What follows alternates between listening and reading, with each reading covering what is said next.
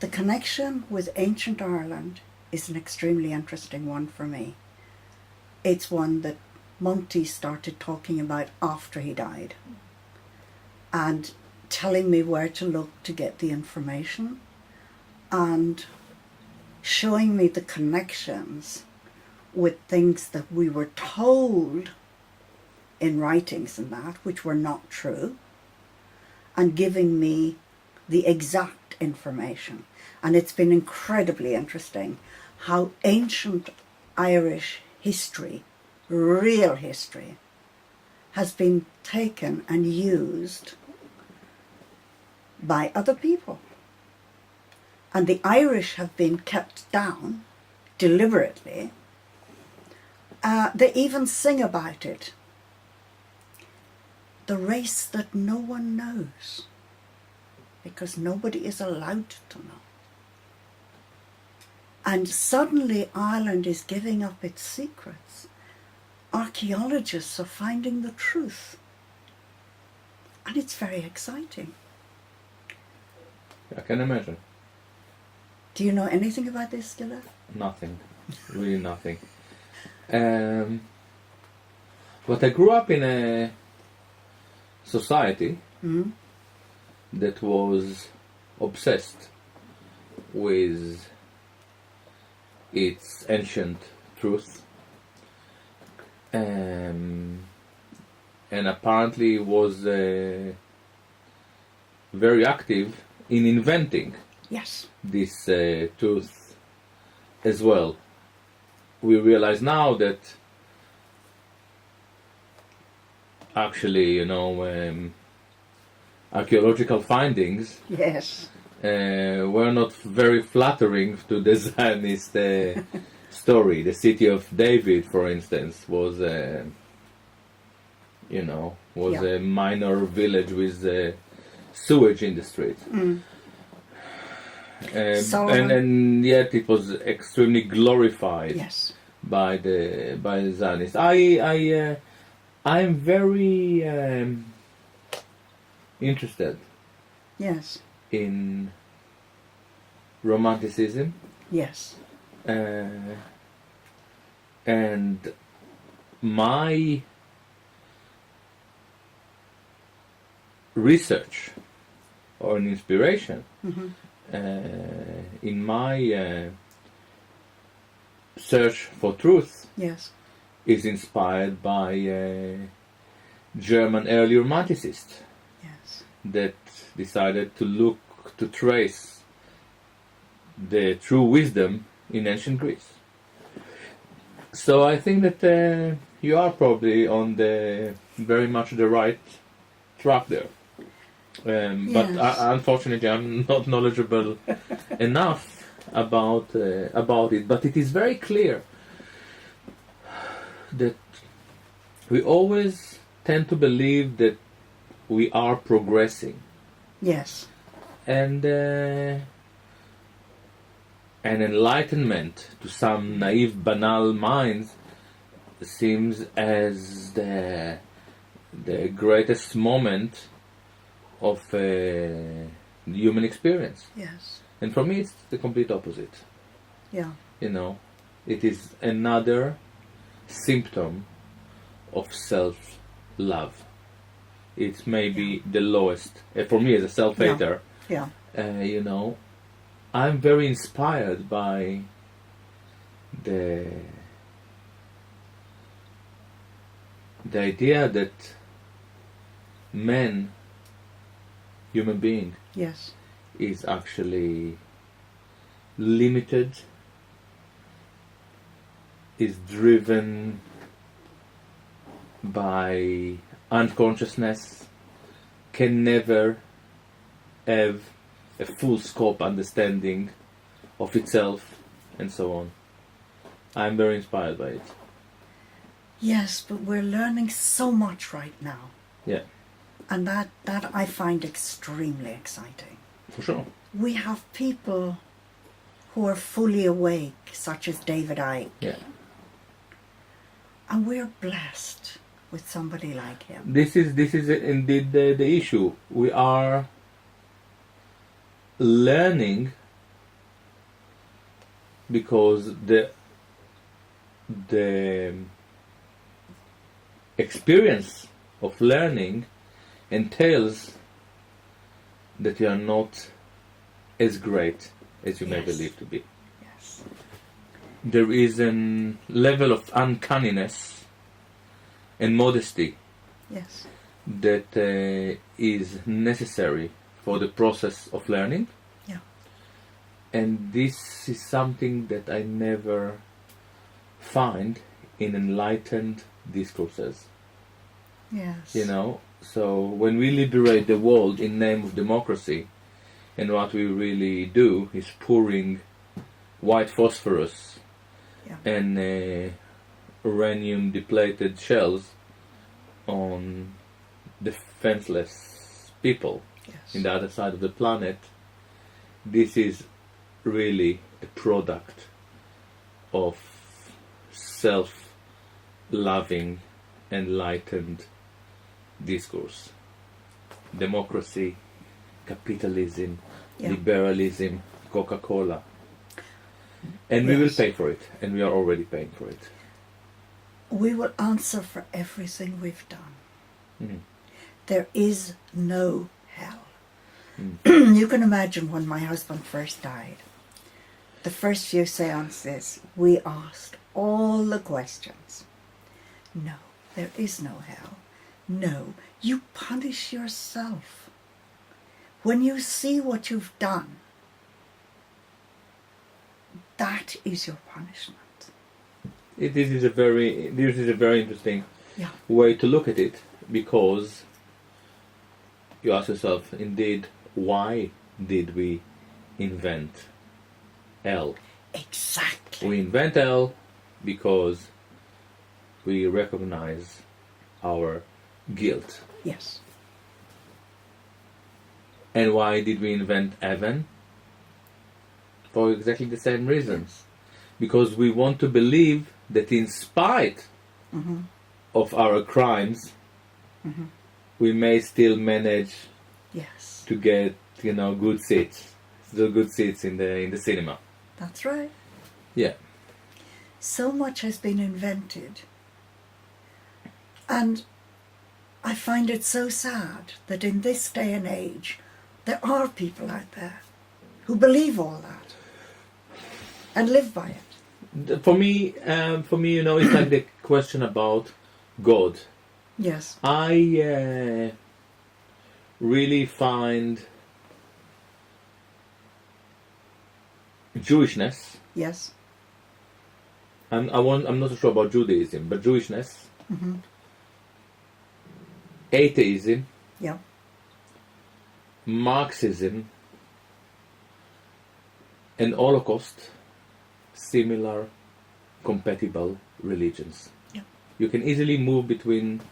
You can be from Jewishness. You can move into atheism. You can move into Marxism and the Holocaust. You can even practice these four religions together. Judaism is a bit different. Yeah. They're all supremacists. They're all intolerant. Yeah.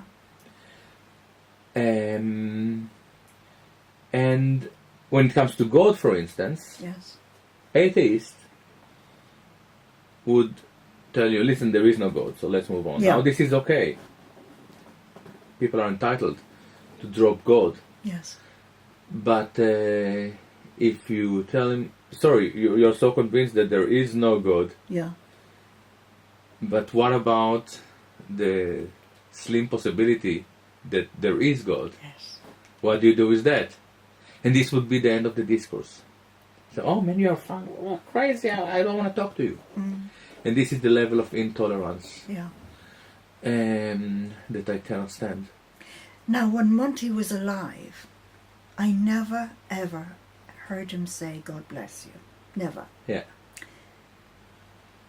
After he died, every time he materialized and came through and spoke to me in his own voice, he would always end by saying, and God bless you, my dear. I found that so interesting. And when he's writing with me and talking about God, he refers to God as the supreme being. And so I've come to the conclusion, yes, of course there had to be a God, didn't there? But he's not the God we're told about, sitting in judgment on us. Okay. He gave us all free will, didn't he? Mm-hmm. I'm with you here. I'm not impressed or inspired by institutionalized religion. But what is the notion of God? The notion of God is a reflection of our understanding that we are limited. Yes. That there is something that is far greater than us. Yes. This can be even being with capital B. Yeah. But can I ask you some questions? Yes, as well? of course. Is it possible, which is very interesting for me, because it is a new domain for me, Yes. and I've read about it in the past, but I've never engaged in a real dialogue with Yes. a person who is engaged in a parapsychological discourse, you would call Yes. it. Is it possible that your dialogue with Monty is a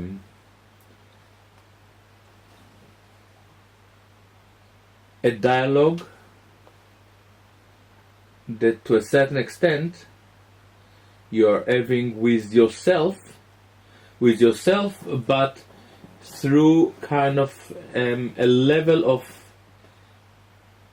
intellectual and spiritual energy that is left in this world.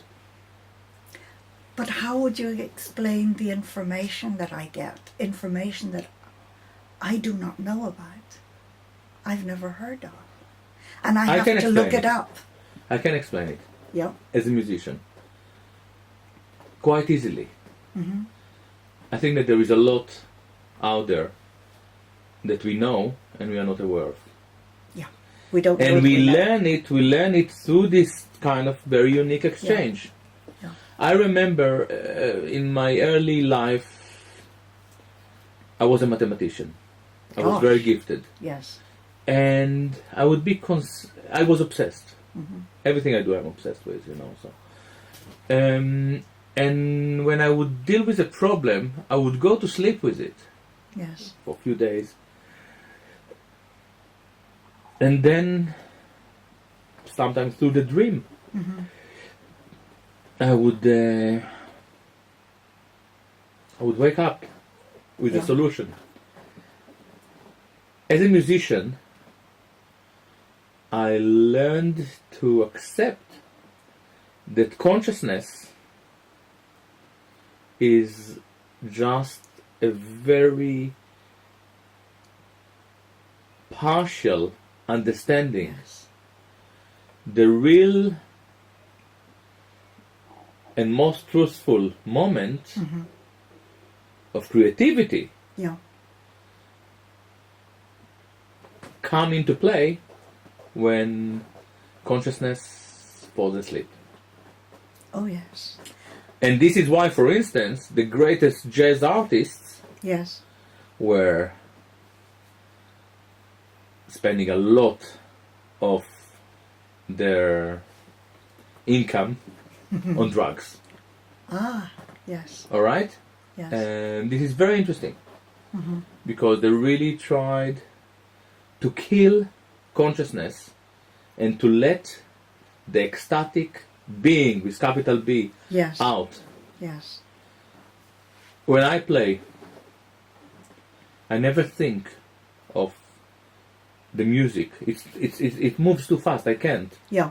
I think about my next joke. Yes. I think about the kebab Yes. after the gig, and I'm playing. Yeah, I know. And I'm playing, and I think the joke, kebab, maybe I should change the order. And all that time, the music is Just flows. flows, Yes. and I think about all those things just not to interfere. And when I try to think, oh my God, this is kind of there is a kind of a complicated Yeah. rhythm or complicated chord change, Mm-hmm. chord changes, and And if I would try to think about it, the music would fall apart. That's right. I know. You go into automatic gear. Yeah. And and I let it be. Yes. And this is, I feel the same about my writing. Yes. It kind of belongs to me. I signed the contract with the publisher, maybe. Yes. But this is not my book. If I would be very conscious of every word of it, it wouldn't come into play. It's kind of insights that were synthesized or integrated into a bigger story through some dialogues with myself, with unknown identities, with imaginary characters, with my detractors, or I've never, I hardly meet my detractors, but I learn a lot from them. I have dialogue with them all the time. Oh yes, yes, and they give you the strength to go forward. Yeah, they don't realize they're not achieving what they set out to achieve. No, this is they're achieving the opposite. This is something very interesting, and this is actually symptomatic. Yes. To Jewish political discourse. Yes. They think that they are about to destroy you. Yes. And they really destroy themselves. And what is most amazing is that it happens to them all the time. And they don't learn. When they really think that they are about to run the show, like, we cannot think of Jews being stronger than Germany in Weimar Republic. Everything collapses. Yes. And we are about to see it happening now. It is devastating. And I'm saying, can't you see that you bring on yourself a total disaster? This book is for them. I wish they would read it and understand it, because they've got to work out who they are, what they are, and what their purpose is. But you know what is the problem? Yeah. I totally agree with you. By the time they understand it all, they won't be able to maintain their Jewish identity. Yes. And this is why so many people are drifting away in different phases of history. As soon as they were emancipated, there was a huge escape.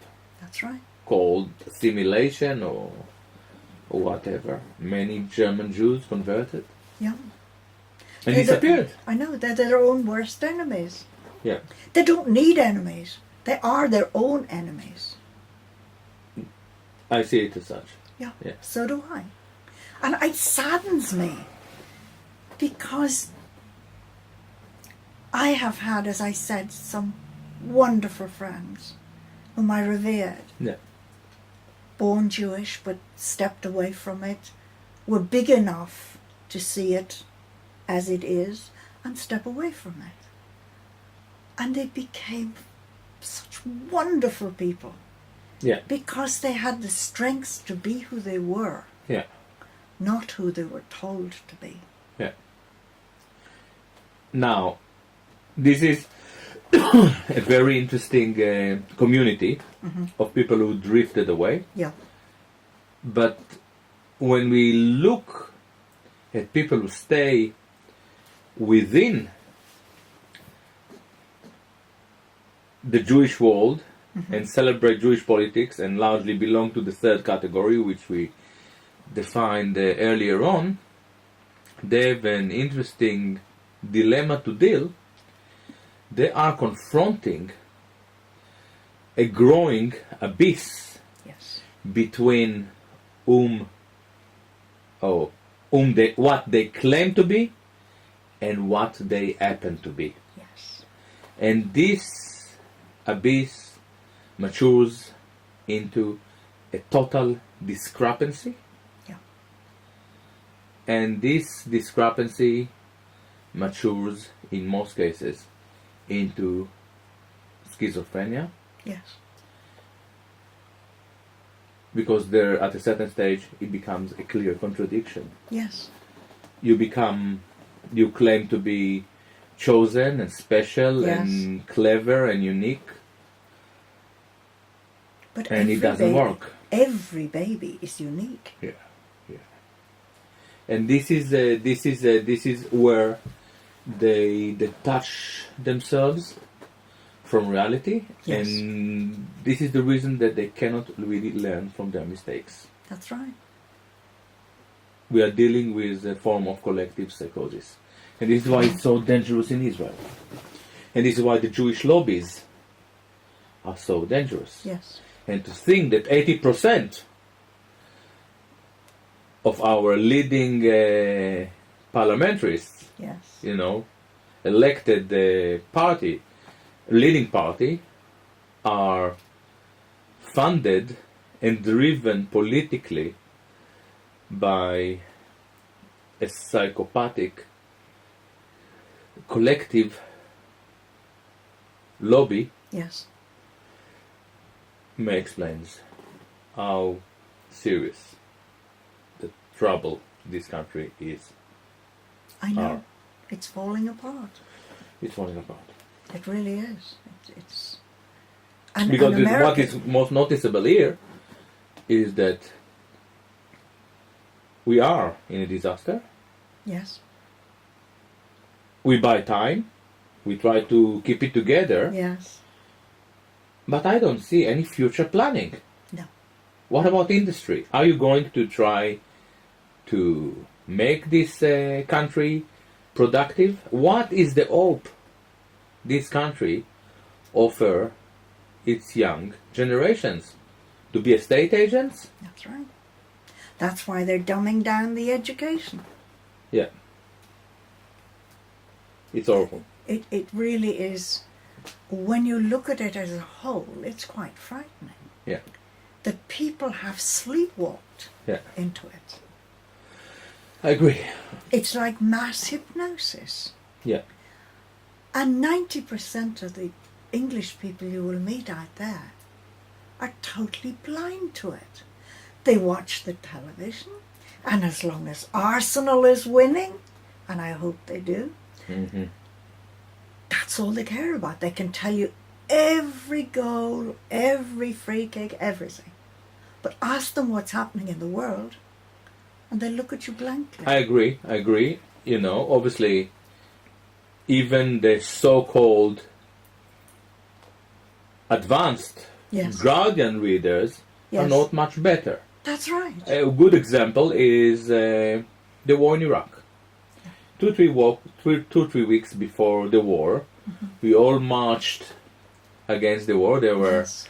as far as I'm aware, 4 million people protesting against this criminal war. Yes. The demo ended. We split. Some went to Yusushi, others went to Vagamama. Few went to watch the latest, I don't know, film. And this was basically the end of the mass anti-war movement in this country. 2 weeks later, there was a war. 1 year later, it was clear that hundreds of thousands of Iraqis died in this war. And there is no mass protest. So we have a good reason to believe that the mass protest of 4 million shouting "not in my name" Yeah. wasn't really genuine. And this is our guardian leader, the so-called Yes. intellectually orientated people in this country. We have a serious problem. The liberal democracy in its final stage is a tranquilizer. Yeah. It is a system that is there to numb your ethical thinking, Yes. your empathic feelings. You are becoming a machine Mm-hmm. that is there to consume endlessly for no reason. Yeah. There's a lot of mind control going on through music. And I will introduce you to a short little film afterwards which proves it. Now, when I was told this, I was rather surprised. And that is why you have so many killings. Because, let's face it, most kids are going around with earpieces in, and this music is blasting directly into their ears. It's going into their subconscious mind. And within this music, you will hear kill. Killing is good. Murder. My friend did some research on it, and he's got the proof. And this is what the young children are listening to. Now, Monty then told me that television is being used. And I couldn't see it. And being me, I said, okay, I want to see it for myself. Then I'll accept it. And to my horror, watching television, every now and again the whole screen changes, becomes red with white writing. It's momentary, but that goes into your subconscious mind. And that's why they're keeping these people in a hypnotic state. As you probably realize, I'm involved in the music industry. But not your kind of music. No, for sure. But I believe that there are some weird and wild murderous tunes. At a certain stage, my daughter was kind of following one of those strange cults. Yeah. So yeah, it's frightening music, but and I love music. Yeah, no, but I myself didn't never kind of came across. It's not an institutional thing in the industry. The industry was there to make money. Yes. If they would make money by producing bloodthirsty tunes, it would become a genre. No, the tunes are fine. It's the message you get in between that you only pick up with your subconscious.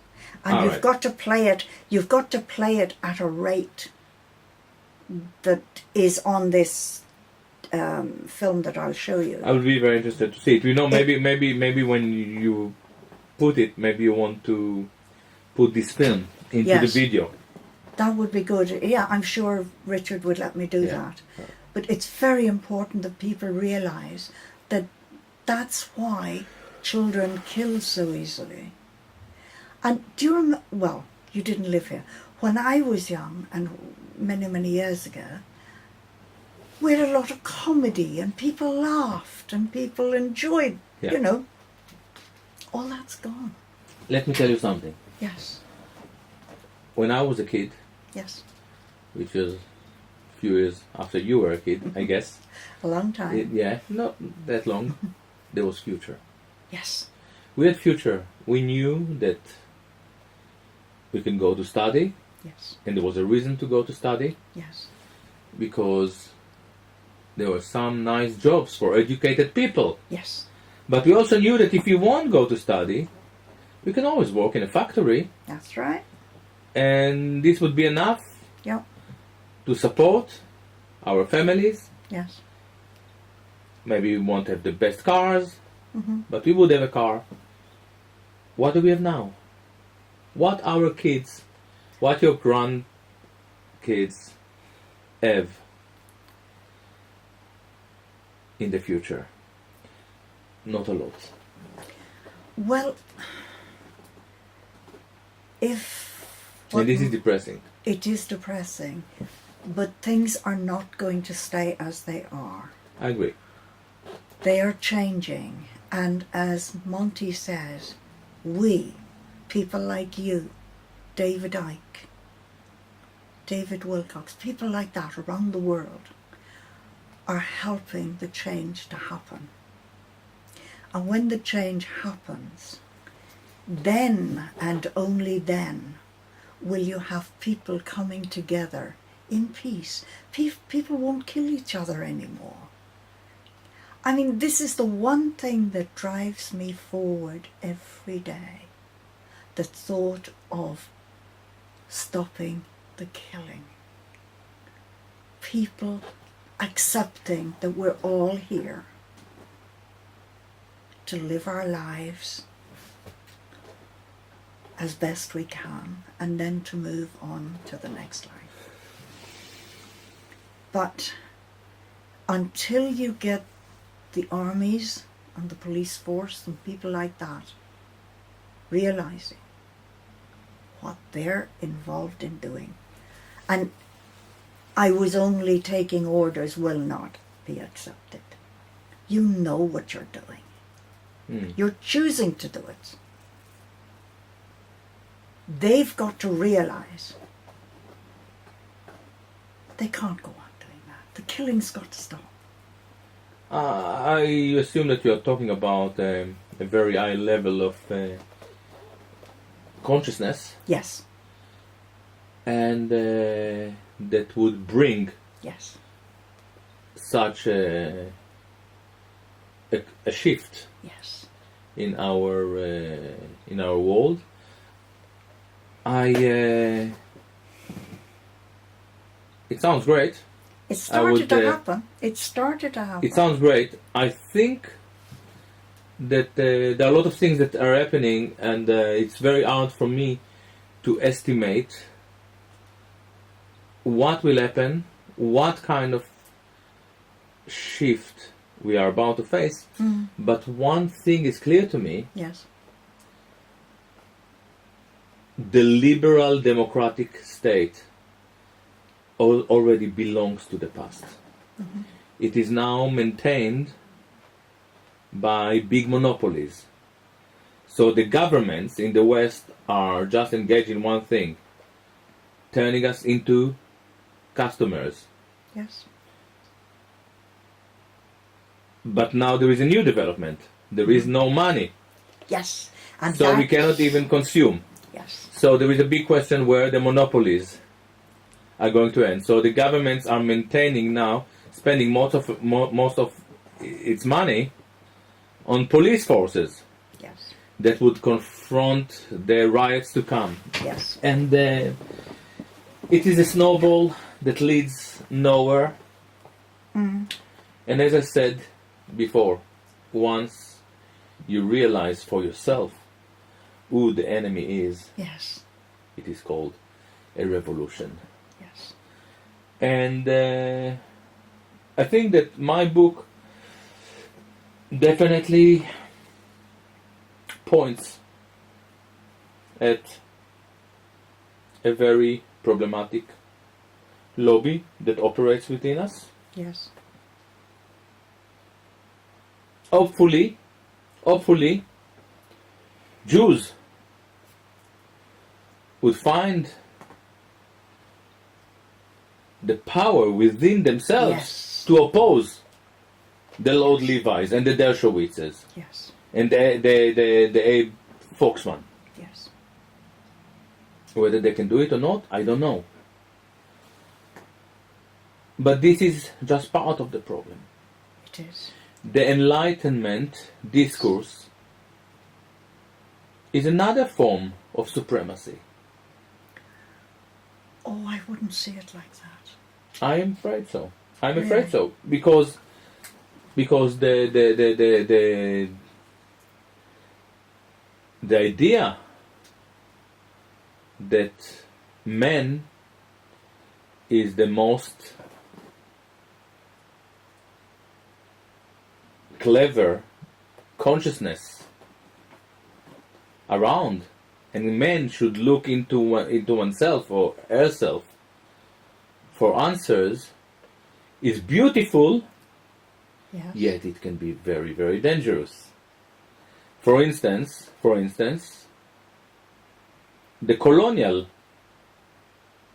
epic story. Yes. We are going to liberate you in the name of democracy. This is very, very problematic. And these kind of thoughts are driven by a Western Enlightenment philosophy. If we take the Enlightenment as a modest interpretation of tolerance and self-criticism, and a bit of self-hatred to spice it up, it's wonderful. Yes. It's... Consciousness is something that we are only beginning to learn about. We have been so dumbed down for so long that we didn't realize we are powerful, conscious human beings. But that light is beginning to come on, and you're beginning to realize that there is so much that we can connect with. I mean, you just look at the rose. Look at the beauty of the rose. Mm-hmm. Who created that? Where did that come from? You know, we lost our connection with the planet. You look when there's a tsunami. The animals are still very much consciously connected with the earth, and they move to higher ground. They know. Yeah. But mankind has lost all that. Why? Because of technology. Technology is a form of detachment. Yes.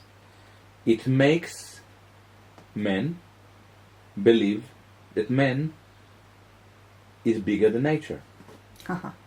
Big mistake. And it is an instrumental, materialistic approach towards being in the world.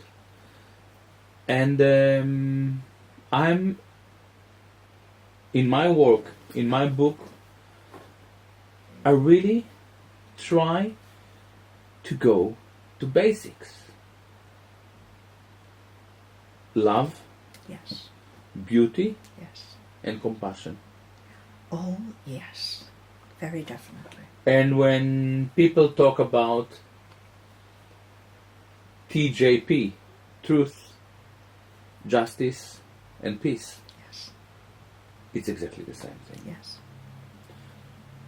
Truth. We don't claim to know the truth,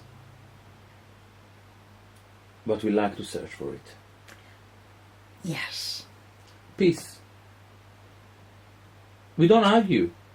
We don't claim to be the most peaceful people on this planet, but we accept that peace is precious. And we will fight for it.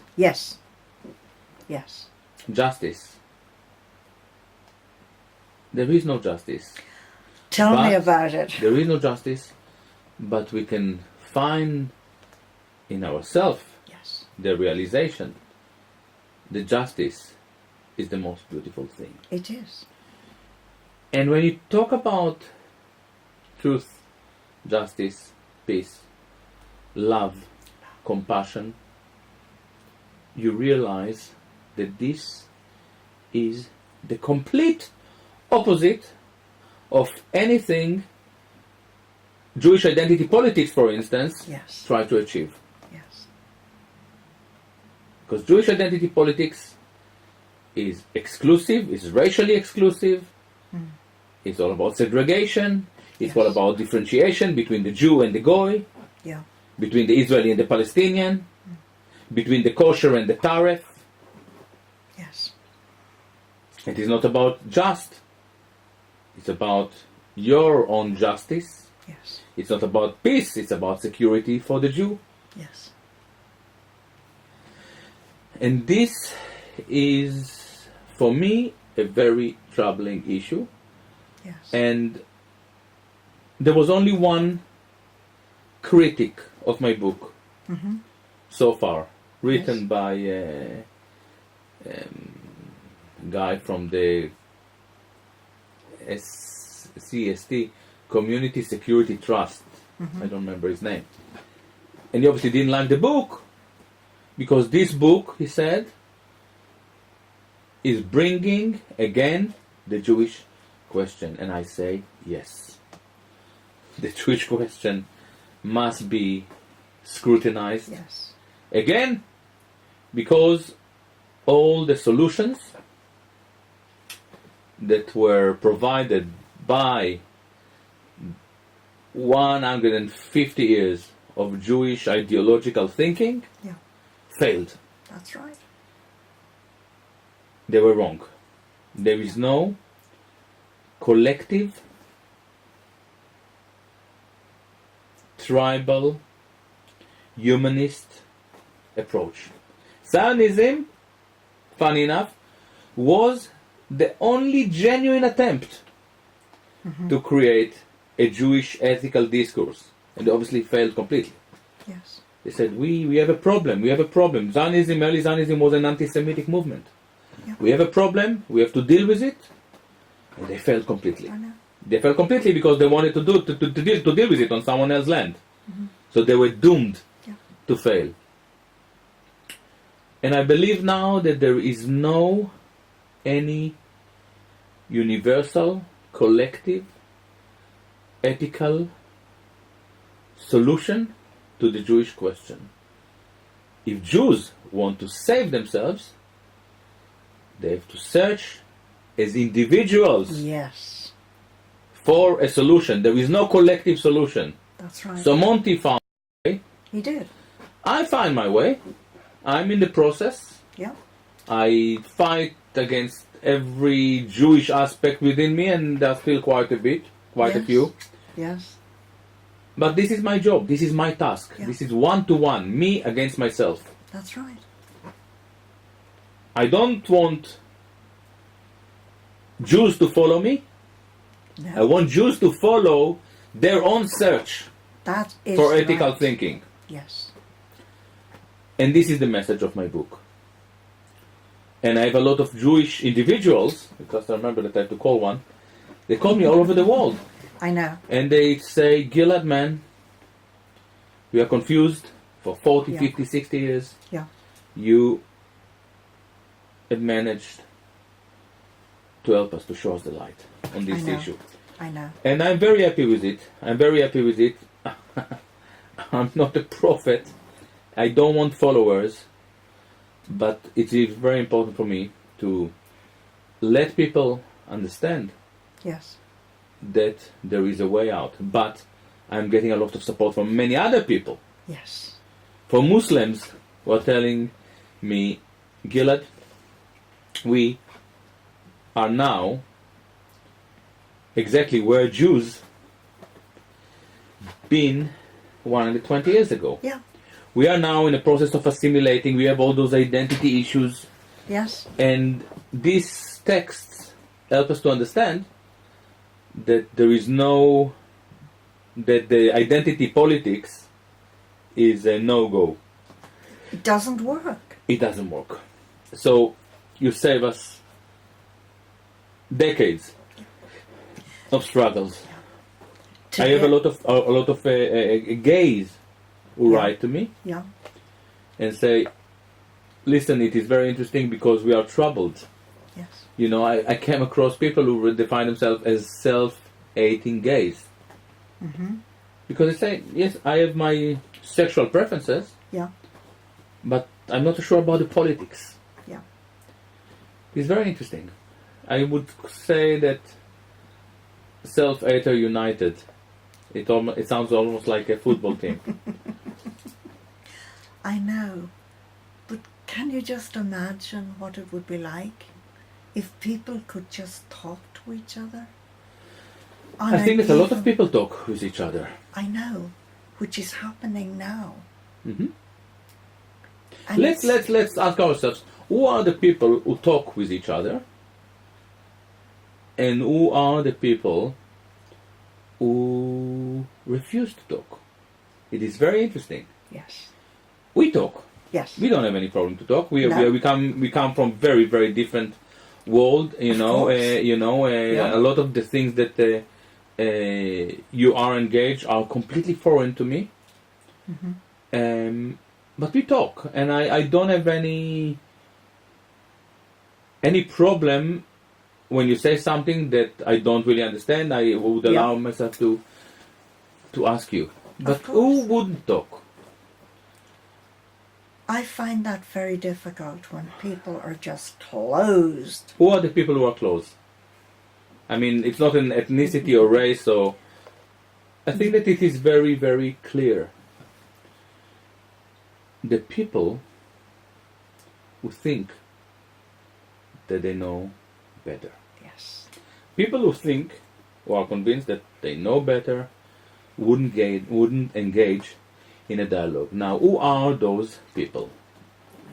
For instance, people within the political discourse, people who call themselves progressive. Yes. The progressives call themselves progressive because they think that they know more than the reactionary. This is the left called itself progressive. The left won't budge. They won't talk to the Muslims. I know. Because the Muslims are reactionary. They wouldn't talk to me, many of them. Yeah. Because my ideas are very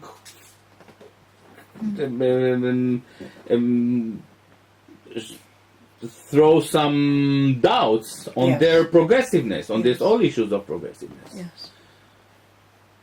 The Guardian wouldn't talk to you. Oh, probably not, no. You know, the Guardian wouldn't debate me anymore because they know what is right and what is wrong. Yeah. But what is progressiveness? Progressiveness is a form of chosenness. It is. It is. And who invented chosenness?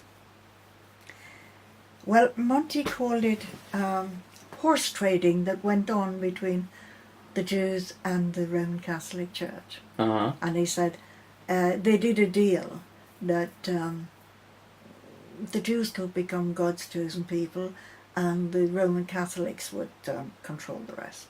Yeah. They did a deal. Monty said, you can't call it anything other than horse trading. Maybe this is this is, and so you to believe that there is a complementary relationship there. Oh, I know this is. Yeah, this is interesting. I ask myself where chosenness comes from, and it is very interesting. I don't say that what you're suggesting is wrong. Yeah. But within Judaic culture, the chosenness is a burden. Yeah. God had chosen the Jewish people to stand as an exemplary case of moral behavior. All right? I haven't seen any evidence of that. I don't argue. But this is the Judaic take on it. And some, by the way, when you look into Torah Jews who fight for Palestine, I think that this is exactly what they try to say. To do. They say, we are Torah Jews. We follow our Bible. We follow the Torah, the Old Testament, the Talmud, and we have to stand up for the Palestinians. So the only collective within the Jewish people, collective with the butcher, that is doing it for the Palestinians, are the Torah Jews, and they're beautiful. They don't try to tell the Palestinian how to run the country. They don't try to control the solidarity movement. They are a beautiful, homogeneous group of people. And however, in the process of secularization, they drop God. Yeah. So the chosenness, to be chosen by God, wasn't needed anymore. Yeah. So they were actually along the process of secularization, Jews actually have managed to decide that they are chosen by themselves to be the chosen. Self-appointed chosen. That is correct. Self-appointed chosen. They don't have to prove anything. No. You know, once you chop a little boy Willie, which is a kind of a primitive blood ritual between the two of us. That's something that upset him too. This boy becomes join the family of the chosen. Yeah. And this is extremely problematic It is. concept that leads towards supremacy. Yes. And it is very difficult once you become an adult and used to regard yourself as a superior human being, just to degrade yourself and to become an ordinary. But it's not degrading yourself. No. You don't have to convince me. Yes. But this is why it cannot be a collective path. Yeah. I see where you're coming from. But for me, it's really something that happened. I show it in the book. It's something that happened in the process of secularization. Yes. The Zionists, the Israelis, and the anti-Zionists, and the Jewish Marxists, as opposed to Marxists who happen to be Jews, are all either falling victims into this morbid way of thinking, or just celebrating this morbid way of thinking. It depends, what is your take on it. I know. But they're not happy. I don't know. Happiness is a relative. I know mixing when I did when my husband was alive, and all they were ever interested in is what they just bought, what they just acquired, wanted the next thing. It was never never content. Why? Because once your spirituality is reduced into zilch, you replace it with heavy materialism. Yes. Now, Jewishness is a materialist concept. I know. Because another problem that we have with chosenness, if you are chosen, the other is insignificant. Yeah. If you lack a real vivid notion of otherness, you cannot be familiar with compassion. Yes. If you cannot be familiar with compassion, you lack empathy. Yes. Oh, yes. If you lack, and this is something that we see, I see all the time. It is the people who fight me lack any empathic feeling. They are desperate to destroy me. I know. But their lack of empathy reflects so badly on them. I know. And here we go back into this vicious circle. Yes. The more vicious they are, the more horrified they become by the idea of viciousness. Yeah? Yes. So they become more vicious. Yes. And when this happens, they are establishing a vicious circle that presents them in more and more grave and horrifying light. Yes. And this is something that eventually leads towards a disaster. I'm afraid you're absolutely right. It is horrifying. I know. And it will give me no pleasure. For sure. It's sadness. Yeah. It really is sad to see a people self-destruct. Yeah.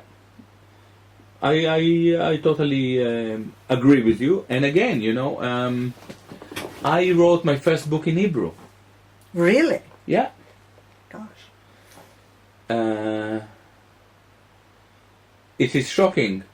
A Guide to the Perplexed was written in Hebrew. It was written in 97, 96 when I was doing my PhD at the time. And it's there. It talks about the segregation, the separation wall. It's really predict exactly where Israel is now. Yeah. It's frightening.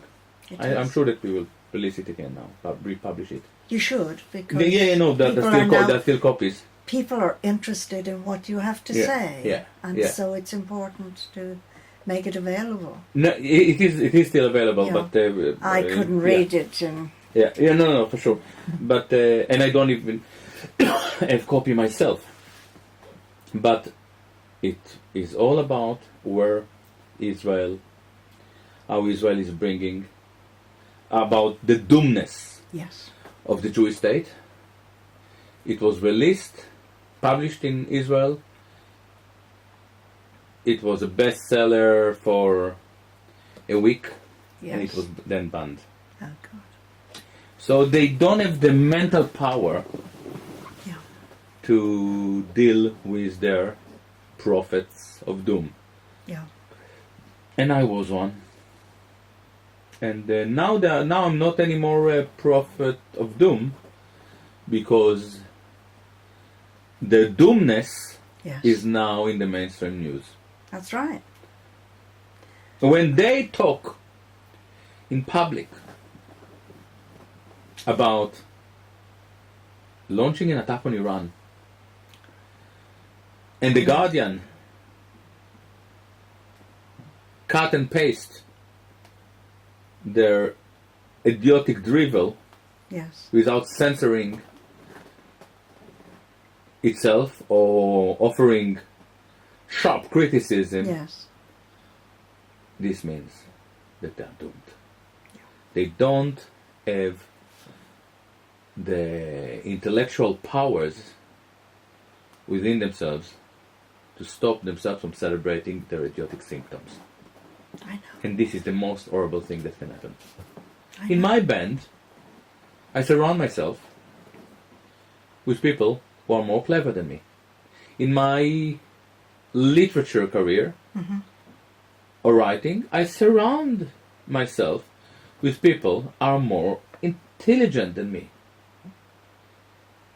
So in my band, in my music, I try to do something, and my bass player said, "Oh, Gilad, maybe we shouldn't repeat it again." And I know he's clever, he's good, he's a great musician. And my pianist said, "Maybe we should try that." I'm the king. I'm good because I'm surrounded by good people. Yes. When it comes to my writing, if I'm not so sure about something I'm about to say, I consult with people whom I admire. Yes. I don't see our politicians doing it. No. We are ruled by a bunch of amateurs that are driven by a foreign state and a foreign lobby. Our papers that are supposed to criticize it and protect us are driven by the same people, the same lobby, that's Beacon and so on. It is pathetic. And this is exactly the time and the consciousness that is needed for people to realize that something went horribly wrong. Yes. I know. When Monty died, he explained that he was taken, because we'd made a pact that whichever one of us went first, and it was expected to be me, that we would communicate and we would bring through as much information as possible to help bring about the change in the world. Now, yes, we made a pact, and I thought it would just be husband and wife communicating. Mm-hmm. I never dreamed that the information would be dealing with what's happening in the world and what's happening in the universe. And so that was quite a shock to me. And Monty needed to go then to set up everything as it is now so that he can complete his work. Mm-hmm. I had to stay here. I didn't have a choice. And he works very hard, and he works me very hard as well, I can tell you. But I see everything that he has said would happen. It's happening. That is fascinating. It is. You have to tell me. I agree, and you have to tell me something. I really lack my Macintosh. Yeah. Will I be able to take my Macintosh with me?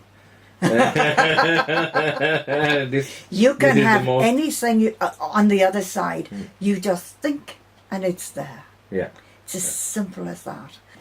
When Monty first went over, his excitement at everything was beyond his wildest dreams.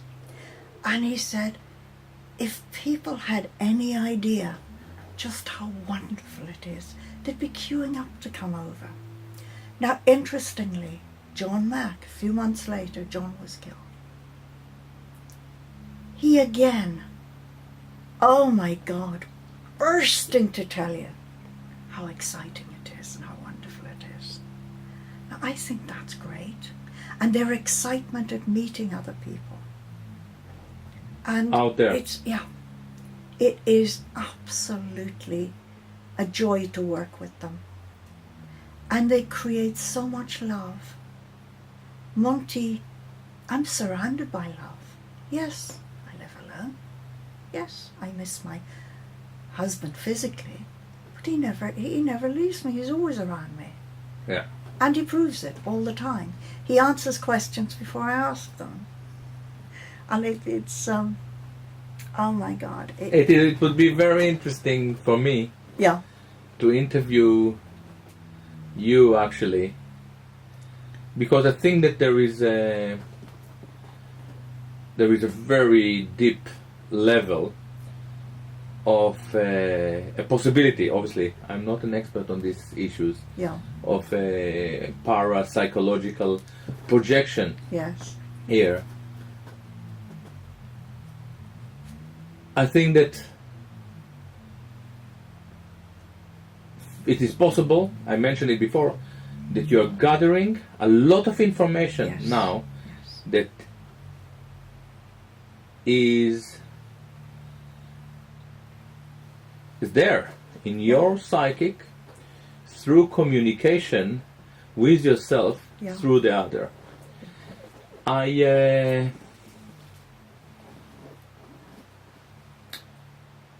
What is love?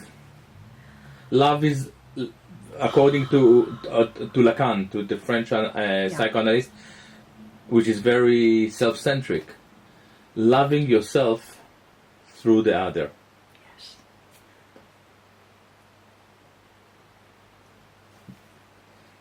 So the other is just an instrument for self-assurance, and love is a true feeling. Oh my God, yeah. Yeah?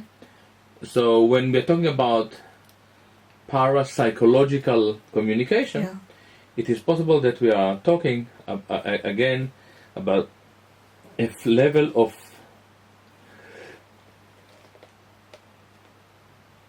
gathering information and reassuring ourselves through the other. But it is very interesting because it means that we have all the information there anyway. Oh, Monty says that we carry information within our consciousness from all our past lives, and it's just a matter of tapping into it. And he said, have you ever heard of Michael Tsarian? Yeah. Brilliant, brilliant man. he said the reason he found delving into ancient Irish history and doing all the research he did was he was there. Part of it he is remembering. Yeah. We carry it. It just needs a good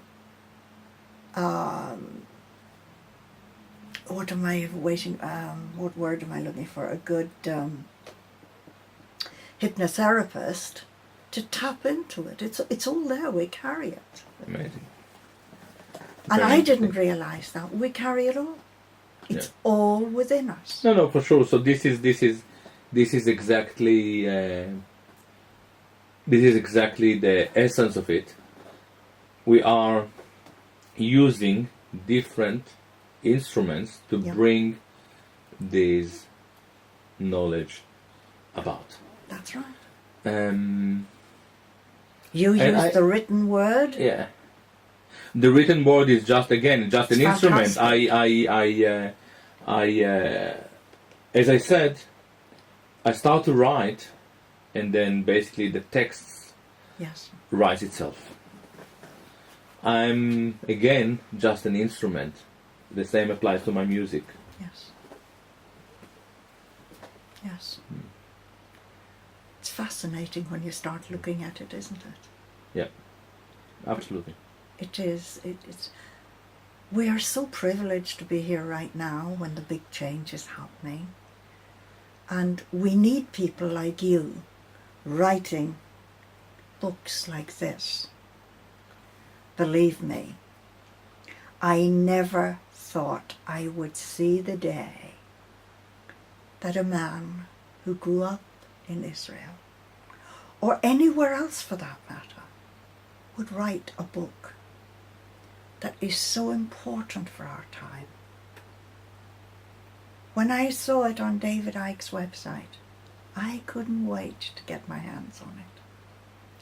And I stayed up till 2 o'clock in the morning reading it. I couldn't put it down. And I thought, oh my God, I've got to meet this man. I've just got to say thank you. And I hope it enlightens other people in the way that it has me and all my friends that I've given it to. They have been so impressed with it. It's honest, and that's the big thing that jumps out at you. This was honestly written. It came from the heart. It's fantastic. What can I say? You don't need much more than that to make your not even the day, the week, the month. It was a lot of fun writing it, and I really hope that it will bring some changes and positive changes Yes. that would prevent Yeah. any disaster.